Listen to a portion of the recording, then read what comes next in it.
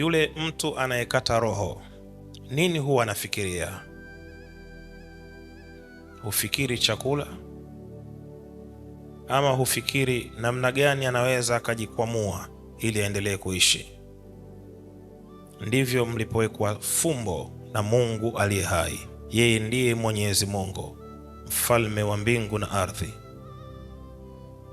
Hashurutishwi, anafanya maamuzi yaliyo sahihi na hakuna aliye juu yake.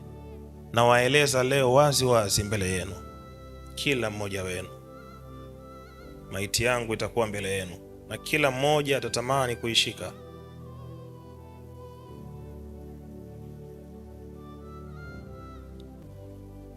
Hata kama mtoto wako atakuwa na tabia zisizofaa katika jamii, hutomtupa kwa kuwa ni mtoto wako.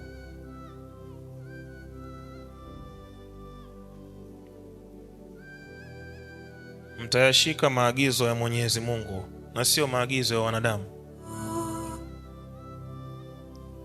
na mtamsikiliza Mwenyezi Mungu na sio mwanadamu. Aliwachukua watoto wake wote 6 akawapeleka shule kusoma. Mtoto wa kwanza alipendwa zaidi shuleni, na wanafunzi wote walimpenda huyu mtoto. Kila mmoja akawa anamchekea huyu mtoto. Lakini baada ya kuwa amemaliza shule, kila mmoja hakutamani kumuona tena huyu mtoto. Na mtoto wa pili kadhalika akiwa shule, alipendwa na wanafunzi wote katika shule, lakini madaftari yake aliwapa wanafunzi wenzake, hivyo akaonekana mzembe.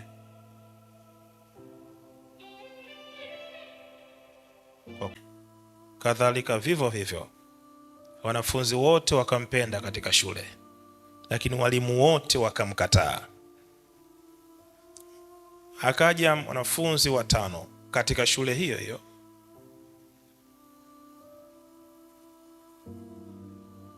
akawa na misimamo kwa wanafunzi, akawa na misimamo kwa walimu. Walimu wakashangaa, huyu ni mwanafunzi wa aina gani? Tutamfundishaje? Wakatoka pembezoni mwa shule wakatafakari namna gani ya kumdhibiti huyu mwanafunzi. Hakumaliza shule. Kisha mzazi akasema, huenda mwanafunzi wangu wa mwisho, ambaye ndiye mtoto wangu wa mwisho, huenda watamsikiliza na kumuonea huruma kwa sababu ya jina lake Sungura. Basi huyu ndo akaona ni rahisi zaidi kumfanyia mambo yasiyofaa, na yule mliyemkubali ndiye Mwenyezi Mungu aliyemkataa. Yeye ndiye aliyempandisha na hakuna atakayemshusha. Yeyote aliye tayari kulifanya lolote mbele za Mwenyezi Mungu na moyo wake uko wazi kwake, Mungu atamsikia. Hakuna aliye mkamilifu kwenu hata mmoja. Ni huruma zake Mwenyezi Mungu ndio zinazowafanya ninyi kuwa hivyo siku zote. Lakini nawaeleza ukweli, hakuna msema kweli anayedumu. Na kama msema kweli atadumu, hakuwa anasema kweli. Yashikeni haya maneno, yatawasaidia. Kwa kuwa hata mwenye mimba wanatamani kumuondoa, nani atakayemzalisha? Hakuna mtu yeyote aliyeko chini ya ardhi ya Mwenyezi Mungu ambaye hesabu zake hazihesabiki, kama walivyofanya hivyo hivyo kwa manabii wa kale. Haya yote yatatimia, na hakuna hata moja ambalo halitotimia mbele zenu, kwa kuwa hakuna yeyote hapa ambaye atatangulia mbele ya haki kabla ya Mungu kutimiza mapenzi yake mbele zenu.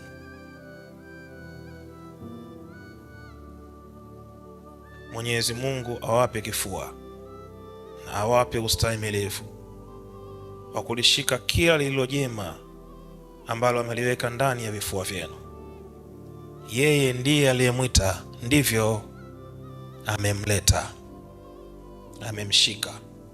Amekubali kuwa mwaminifu mbele zake kwa sababu yeye ndiye aliyemtuma, na hakuna awezaye kuyazuia haya.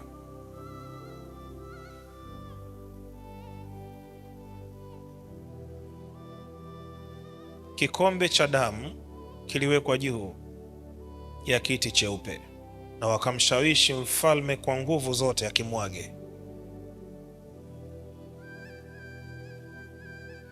Aliogopa kuishiriki damu isiyo na hatia. Wakamwambia, ukifanya hivi utakuwa msaliti mbele zetu. Aliponawa kile kikombe cha damu, wakaja wasaidizi wa mfalme na kumwambia, utusamehe, kwa maana katika kikombe cha damu iko damu ya mtoto wako kipenzi wa moyo wako. Mfalme akalia na kupiga kifua chake zaidi kwa uchungu, kwa kuwa maumivu ya mwanaume kwa mtoto hayahesabiki, bali maumivu ya mtoto huhesabika kwa mwanamke peke yake.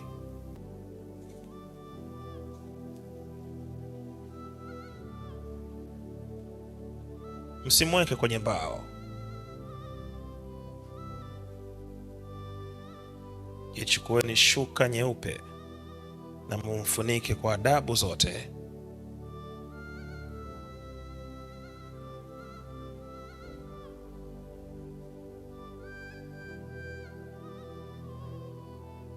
Na mfunue kitabu cha nabii Isaya na mkisome chote.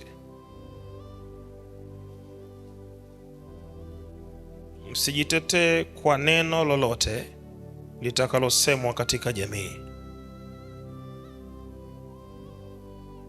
Msiizike maiti yake usiku, bali katika mwanga. Na kama watawanyima, basi chukueni nguo zake alizozivaa siku zote katika ibada, mkaifanye ibada iliyo ya mishumaa na shukurani kwa Mwenyezi Mungu aliye hai. Yeyote aliye tayari kuiongeza hata sekunde ya uhai wake, huyo ni hodari zaidi. Lakini yeye alikubali kupokea wito na kutokanwa pia na kudhalilishwa na kuuawa na kufanyiwa kila lililobaya kwa ajili ya mwana wa Adamu. Thamani yangu ni ipi mbele zenu, ikiwa Mwokozi aliyakubali yote? Ufuasi wangu ni nini kama Kristo atatukanwa mbele yangu na siwezi kufanya chochote? Unabii wangu ni nini kama Kristo atadhalilishwa mbele ya uso wangu? Ushujaa wangu ni nini kama sitalitetea neno lake na kulishika kwa mikono miwili na kuieleza jamii ukweli ulio wa wazi? Wote waliotaka kuyasema yaliyo ya kweli waliangamizwa. Yashikeni yote niliyowaambia na yote niliyowafundisha, kuwa na upendo kwa watu wote, kuwasaidia yatima na wajane. Yuko wapi ndugu yako uliyempenda zaidi? Yuko wapi baba yako uliyempenda zaidi? Yuko wapi mama yako uliyempenda zaidi? Wako wapi rafiki zako uliowapenda zaidi? Kama wote wametangulia mbele za haki na ukamshukuru Mwenyezi Mungu, kwa nini usiwe na kiasi cha kumshukuru yeye kwa yote unayopitia? Mwenyezi Mungu awe faraja kwenu. Yatakapotokea haya, umtie moyo mwenzio na wala usirudi nyuma katika imani, kwa kuwa yako Mwenyezi Mungu aliyoyapanga, na yako yaliyopangwa bila Mwenyezi Mungu, lakini yote yamepangwa.